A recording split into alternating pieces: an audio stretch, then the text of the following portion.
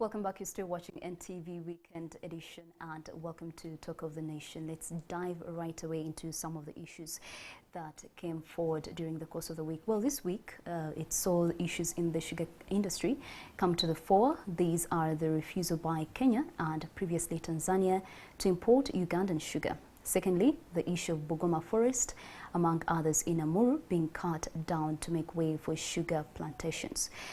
Finally, the fact that there is more sugarcane on the market than what the players can process into table sugar. So, of course, tonight we do want to appreciate the gravity of these issues, and this is why tonight in our studios we have Dr. Michael Mugabira, who's the coordinator Uganda Sugarcane Outgrowers Association, to give us some more insights into these issues that came forward during the course of the week. Welcome to Talk of the Nation tonight. Thank you.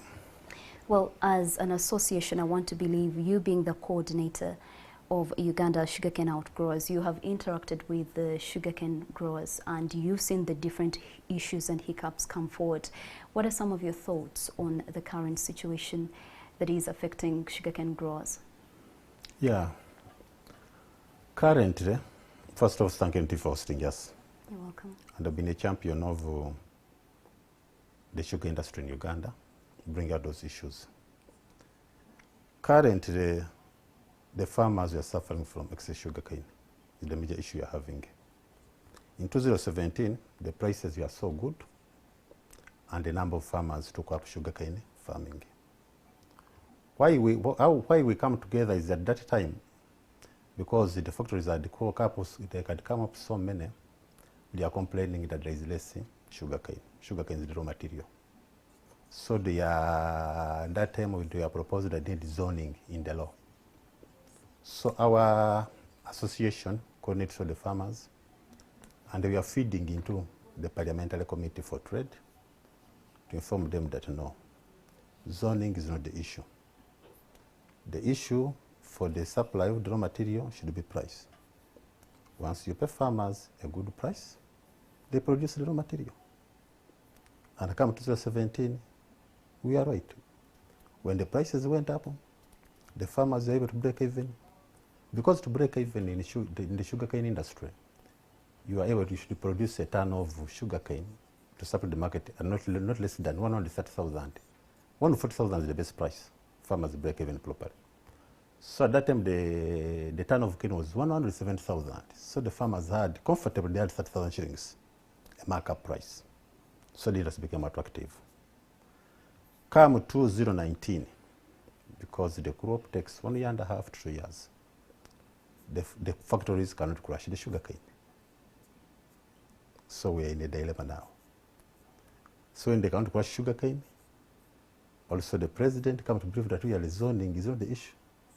The issue is that because farmers are underpaid in the sugarcane industry or any commodity, they cannot produce the commodity because they will be working in a cycle of debts. So once the sugarcane becomes too much, now we are forced to start looking for external markets. We approach Kenya. Kenya opens up their border because they have, for the side of Kenya, they have more factories now than the sugarcane they can produce. So when we get that market, that was 2019, we start exporting sugarcane to Kenya. At first they said that within 2 to 3 months, that's what they were telling the president. Yeah, if they are going to export to Kenya within 2 to 3 months, they shall not have again sugar, we shall go back at the same position. The whole year elapsed, there is no difference. Because for Sogal, there is a lot of sugarcane. We enter 220, we are exporting. Then from nowhere, we see that they are stopping sugarcane exports. So now you find out in their situation. What do we do? By God's mercy, we realize that we have to think of alternative market for our sugarcane. And that one is what we call power ethanol. So because the government, can we operationalize the Biofuels Act? There is a Biofuels Act 2018, which mandates blending petrol with locally produced ethanol. At 20%, if it is operationalized, it means that we should supply 200 million liters of ethanol, which you call power ethanol, Power ethanol is different from industrial ethanol in the way that industrial ethanol you're looking at 95%, 96%. But for power ethanol, you dehydrate the same industrial ethanol. Dehydrate it. You bring chromosomes and you dehydrate. And you get 99.8%. Once you have that one, it is power ethanol.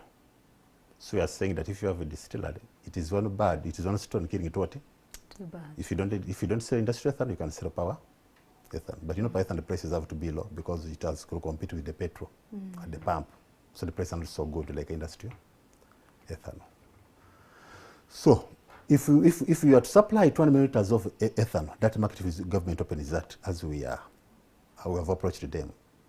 We shall be crushing 3 million tons of sugar cane per year. That means excess sugar cane will become history. And for power ethanol, it means that it will be competing with the sugar because you shall be converting sugar cane directly to ethanol. Currently, the usual way is that when you crush sugar cane, you get sugar crystals first, then the molasses, which around 4%, is what goes into ethanol. Power ethanol. Yeah, but now we shall be converting all the sugars to power ethanol. Brazil does it, India does it. Okay, well, I'll be diving deeper into that idea of you pushing for the production of power ethanol later. But my question, my inquiry tonight is if we have surplus sugar, like you mentioned, why is it that we are now making way for more sugar plantations to be set up when we already have a surplus? Does that make sense in regards to the Bugoma forest, part of it being given away? Yes. I can say that the sugar industry in Uganda, and like elsewhere, it is speculative. Our consumption of sugar in the country, the local market, is 380,000 tons. That's our market demand. We are producing currently more than 500,000 tons of sugar, which means that as a country, we are a surplus producer. But the existing millers, because of the policy of zoning, they had acquired licenses. Like when you talk about Bugoma, that is Bunyoro, the big miller is the owner of most of those licenses. It was a way of making others don't come into the industry. So he's trying to implement the projects he had got licenses for. And also they're speculating about the East African market. The East African market, yeah, it is there. Kenya alone can take all our sugar because Kenya requires around 1 million tons of sugar per year. That's their demand. But they are producing less than 500,000 tons. So they have a deficit of 500,000, right? Okay. And that's sugar is producing today. So they can take all our sugar. But the price of sugar, you know it. Yes. Then too, there's been also a problem with Uganda, especially our neighbors, thinking that Uganda, because you know we've been having sugar bonds, that we import sugar from Brazil and rebrand and rebag it. So there's been that suspicion also. Is it true or it's... Can you confirm that I can confirm we've true? been having sugar bonds. We have talked to the president, we have talked to the Minister of Trade to close them. I recall recently, I think URA has decided that sugar bond shouldn't exist anymore.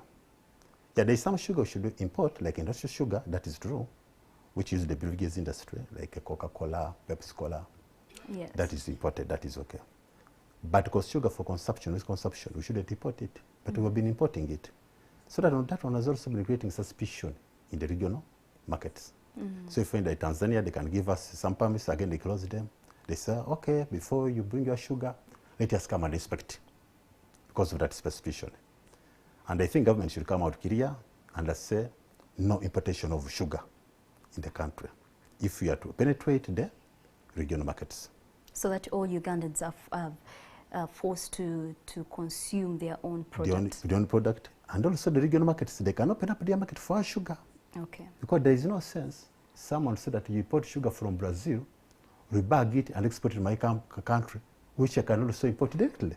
Well, also maybe speaking about the regional markets, what do you think should ideally be done to ensure the smooth export of Uganda's processed sugar? Yeah, what should be done, and our proposal we gave to when they closed the borders, we approached the governor of Kakamega. He has also been the chair of the Sugar Task Force appointed by President Kenyatta, His Excellency President Kenyatta. We discussed with him issues of sugar and the sugarcane exports to Kenya. We said, look, they have Mumias Sugar Limited. It is a modern factory.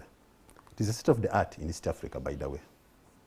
So we said, can you allow us, farmers in Uganda, to acquire a stake in the revival of Mumias sugar? This is a strategy. If we have a stake, because Uganda is better produced in producing sugarcane, the raw material. And our soils here can produce 100 tons of cane per hectare, compared to 70 tons of cane per hectare in Kenya. You are good with us. So if we can acquire a stake in Mumia sugar, shall take our sugarcane, crush it, and then it goes directly to the Kenyan market. It is a strategy. We are selling our sugar at the market price, and also earning dividends and having access to their market. Why does Kenya benefit? We are good at, first of all, their blue collar jobs are now redundant. Those are factory jobs.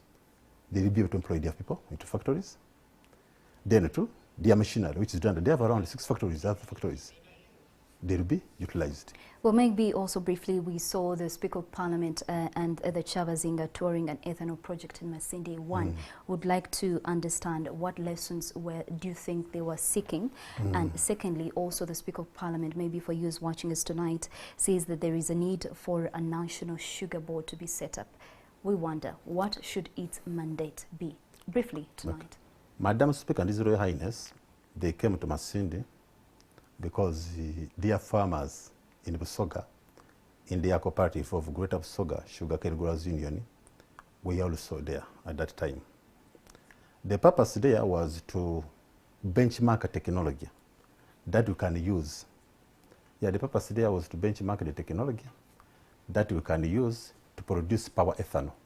That is ethanol for blending with petrol. Yes, it is true in Busoga we have distilleries. But not like a distillery in Kakira, it's too big. When you go there and they tell you the price, which is all enormous, and time it is exaggerated, we feel that our people will fear to invest. But if you go to a plant of smart industries, which is in Masindi, it is a 10,000 liter plant. Kakira is, I think, 60,000, 70,000 liter plant. But all of them, they produce the same quality. All those ones are imported, food is imported. This one is being run by Ugandan, the other is being by a foreigner. So we said, if they can understand that Ugandans can put up such factories, then our cooperators, farmers, they can go back to Busoga, mobilize resources, maybe also push for the president, fulfill his pledge for skilling. There's 12 billion shillings he promised for skilling in Kamuli and Luka, so that they put up distilleries and produce power ethanol. Then too, also the business community. You know, in Busoga, sugarcane is green gold now.